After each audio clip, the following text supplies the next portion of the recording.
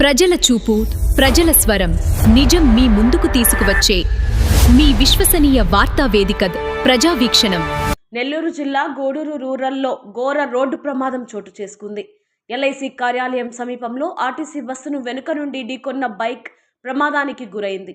ఈ ఘటనలో బైక్పై ప్రయాణిస్తున్న ఎస్ఆర్ ల్యాబ్ ఉద్యోగి రఘు అక్కడికక్కడే మృతి చెందగా మరో వ్యక్తికి తీవ్ర గాయాలయ్యాయి. గాయపడిన వ్యక్తిని 108 అంబులెన్స్ ద్వారా గూడూరు ప్రభుత్వ ఆసుపత్రికి తరలించారు. ప్రమాదంపై కేసు నమోదు చేసిన పోలీసులు దర్యాప్తు కొనసాగిస్తున్నారు.